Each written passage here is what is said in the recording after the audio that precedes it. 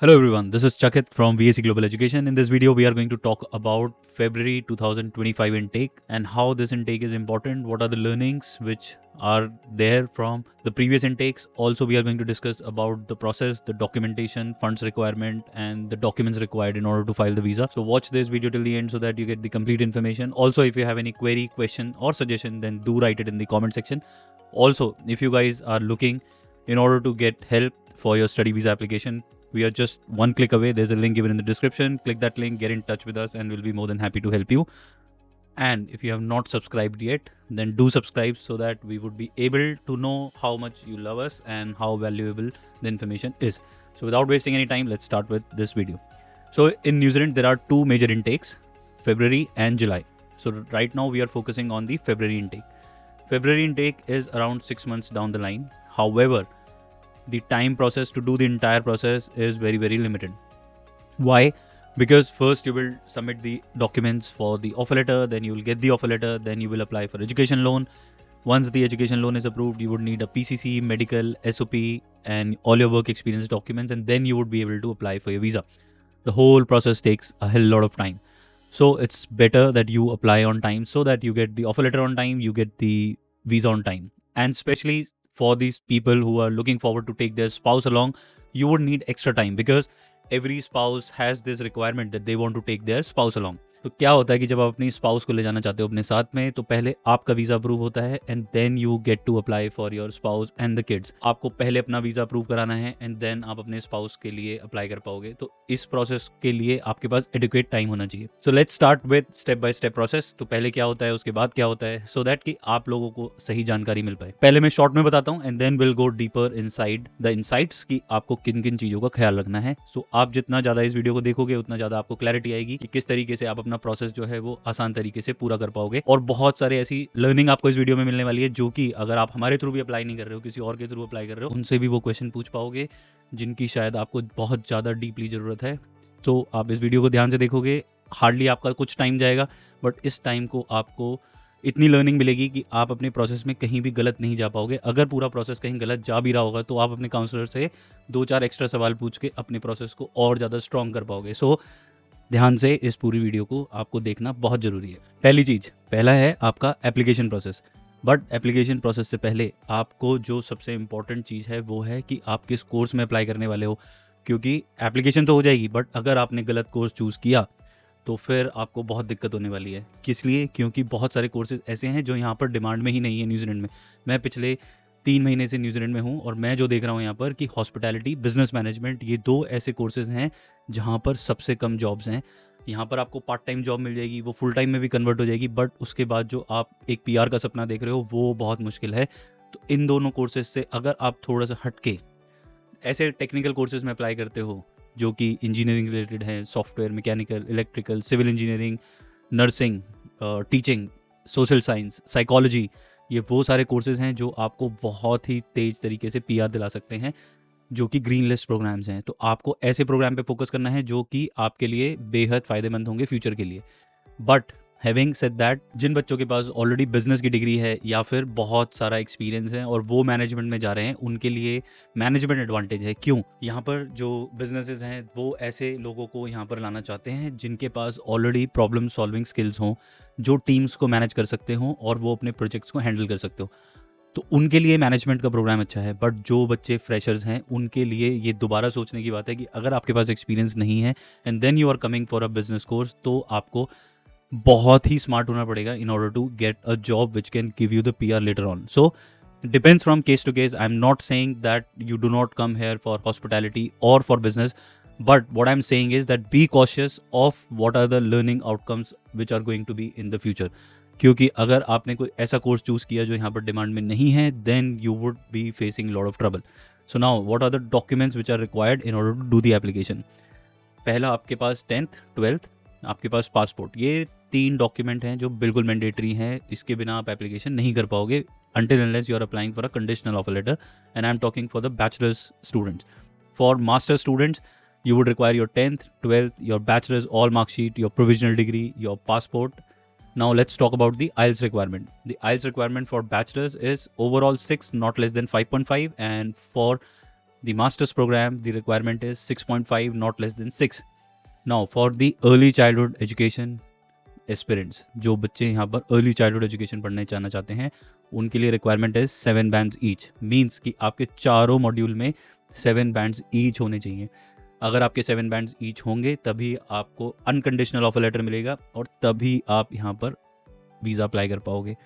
Now these are the documents जो आपको चाहिए अगर आप फ्रेशर्स हो। अगर आपके पास वर्क एक्सपीरियंस है तो आपको एडिशनल अपने वर्क एक्सपीरियंस के डॉक्यूमेंट चाहिए। आपका appointment letter, offer letter, experience letter, salary slip, bank statement. ये बैंक स्टेटमेंट तक मांग सकता है कॉलेज अगर उनको लगेगा कि आपका वर्क एक्सपीरियंस जेन्युइन नहीं है।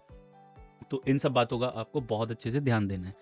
नाउ ये हुआ ऑफर लेटर तक की बात। जब आपके पास आएगा ऑफर लेटर तो उसके बाद आप करोगे बैंक लोन अप्लाई। अब जब आप बैंक लोन अप्लाई करने जाओगे तो एज पर इमिग्रेशन गाइडलाइंस जो सबसे most preferred way of bank loan है वो है सिक्योर्ड लोन, कि आपने अपनी प्रॉपर्टी है वो मॉर्गेज की है, उस मॉर्गेज के अगेंस्ट आपने लोन लिया है। एक बात। दूसरी बात कि जब आप लोन लेने जा रहे हो, जो आपकी EMI है that should not be more than 30% of your total annual income. Second point, इसका मतलब क्या है कि अगर आपकी 5 लाख की ITR पे अगर आप 30 लाख का लोन लेने जाओगे तो आपकी EMI आएगी अराउंड 45,000 रुपये। 45,000 मल्टीप्लाई बाय 12, ये आपकी ITR अमाउंट के भी ऊपर चला गया। तो अगर आपकी एनुअल इनकम ही 5 लाख रुपये है तो आप इतनी हैवी EMI कैसे पे करोगे और अपनी फैमिली को कैसे सस्टेन करोगे इंडिया में? ये है इमिग्रेशन की बहुत बड़ी कंसर्न। इसको अगर आपने दूर कर दिया तो आपको वीज़ा मिल जाएगा। इसको दूर करने के तरीके ये हैं कि आप अपनी पूरी फैमिली की इनकम दिखाओ, नॉट जस्ट वन स्पॉन्सर। जब आप पूरी फैमिली की इनकम दिखाओगे कि हमारे पास अपना घर है, हमारे पास ये रेंटल इनकम है, ये हमारी सैलरी इनकम है, ये हमारी बिजनेस इनकम है, then they would be satisfied in order to give you the visa. तो आपकी जो फंड्स हैं that plays a very very very crucial role in getting you the visa. इसके बाद हम आते हैं आपके, ये होगी फंडिंग। इसके बाद आते हैं हम आपके और कौन कौन से डॉक्यूमेंट हैं। आपको PCC चाहिए which is police clearance certificate. कोशिश करो कि ये पुलिस क्लियरेंस सर्टिफिकेट जो है वो आप अपनी पासपोर्ट अथॉरिटी से अप्लाई करो। जहाँ से आपने अपना पासपोर्ट बनवाया था वहीं से आप अपनी PCC अप्लाई करो। फिर आता है मेडिकल। जो स्टूडेंट वीज़ा के बच्चे हैं उनको सिर्फ चेस्ट एक्सरे कराना होता है, उनको फुल बॉडी मेडिकल नहीं चाहिए। जो उनके स्पाउस हैं उनको फुल बॉडी मेडिकल कराना जरूरी है क्योंकि वो वर्क परमिट अप्लाई करते हैं, ना कि student visa. So that is another thing. इसके बाद आती है आपकी SOP। ये एक बहुत इंपॉर्टेंट डॉक्यूमेंट है। तो SOP में आपका education background, your work experience background, उसके बाद आपने why you have chosen this course, why you have chosen this college, why you have chosen this university, what are your future plans, what kind of jobs are available, what is the salary package you are going to get and what is your incentive of coming back to India. ये सारी की सारी चीज़ें आपको detail में SOP में लिख कर देनी होती हैं, तभी आपको वीज़ा मिलता है। तो ये सारे पॉइंट्स हैं जो आपको ध्यान देने हैं in terms of applying the visa. सो यहाँ पर पहला क्या हुआ, आपने सही कोर्स चूज़ करना है, सही कॉलेज चूज़ करना है, सही आपने डॉक्यूमेंट्स प्रेजेंट करने हैं, आपका एजुकेशन लोन परफेक्ट होना चाहिए, आपकी SOP परफेक्ट होनी चाहिए, and then how you represent your self to immigration, that is very important. इसके बाद आते हैं जब आपने फाइल सबमिट भी कर दी है उसके बाद आपका इंटरव्यू हो सकता है। उस इंटरव्यू में visa officer wants to make sure कि आप कितने कॉन्फिडेंट हो कि आपने ये जो कोर्स है ये ख़त्म करोगे, अच्छे से परफॉर्म करोगे और उसके बाद पोस्ट स्टडी वर्क वीज़ा लोगे, एक्सपीरियंस लेके इंडिया वापस जाओगे। यहाँ तक क्वेश्चन पूछते हैं इमिग्रेशन ऑफिसर कि आपके फ्यूचर प्लान्स क्या हैं, क्या आपको न्यूजीलैंड में रहना है या आपको वापस जाना है। तो आपके पास वो सारे स्मार्ट आंसर्स होने चाहिए जिससे कि वीज़ा ऑफिसर इम्प्रेस हो जाए और आपको ईजिली वीज़ा दे। So in my opinion you should be thorough about your application, you should be thorough about what's written in your SOP, because बहुत सारे केसेस में क्या होता है कंसल्टेंट आपको SOP भी नहीं शेयर करेंगे, वो आपको रियलमी का एक्सेस नहीं देंगे, वो आपको बताएंगे नहीं कि कौन कौन से डॉक्यूमेंट्स आपकी फाइल में जा रहे हैं। अगर आपसे खुदा ना खास्ता कोई ऐसा सवाल पूछा इमिग्रेशन ऑफिसर ने जो इसके बारे में आपको पता ही नहीं है, then you will be in trouble my friend. So you need to be very very careful with what kind of consultant you are choosing in order to get you the visa. So you need to make sure कि आपके पास हर वो information हो जिस information के basis पर immigration officer ये decision लेना चाहता है कि आपको वीज़ा दे या ना दे। आपकी ITR क्या है, आपके स्पॉन्सर कौन है, उनके सोर्स ऑफ इनकम क्या है, each and everything has to be spot on. जब ये सारी चीज़ें स्पॉट ऑन होंगी तभी आपको वीज़ा मिलेगा। So you need to be very very sure कि आप किस तरीके से अपनी फाइल को इमिग्रेशन के सामने रख रहे हो, so that you would be able to get the visa. Now talking about the category of the colleges you need to apply, only focus on category 1 colleges so that immigration is sure that you are going to the right place, your education will not be hampered, and you would be taken care of while you are taking care of the education. So you need to be very very sure आपके जो funds हैं वो at least 3 months old होने चाहिए. अगर आपके पास lump sum बनी आया है कहीं से, उसका सोर्स क्या है वो आपको पता होना चाहिए. If it is from business income, आपका बिजनेस इनफ ओल्ड होना चाहिए सो दैट इट सेटिस्फाई कि आपकी वहाँ से जेन्युइन इनकम आ रही है. ऐसा नहीं हो कि आपने कल ही एमएसएमई अपना बिजनेस रजिस्टर कराया और आज आप वीज़ा फाइल करने जा रहे हो. These are big no no for anyone who is planning to apply for the visa. इसके अलावा आपको कोई भी जानकारी चाहिए अपने वीज़ा से रिलेटेड, तो there is a link given in the description. आप उस लिंक पे क्लिक करिए. Get in touch with our counsellors. We will understand your profile. We will help you navigate through all these challenges. I have lived in New Zealand for the last 3 months to get an idea कि यहाँ पर क्या चल रहा है, कैसे चल रहा है, कौन सी जॉब्स हैं जो यहाँ पर डिमांड में हैं, ऐसी कौन सी बिजनेसेस हैं जो यहाँ पर ओपन हो रहे हैं, या फिर यहाँ पर आगे जाके फ्यूचर में क्या होने वाला है. ये सारी चीज़ें जब आप एक माहौल में रहते हो वहाँ पर रह के आप इन चीज़ों को समझ पाते हो.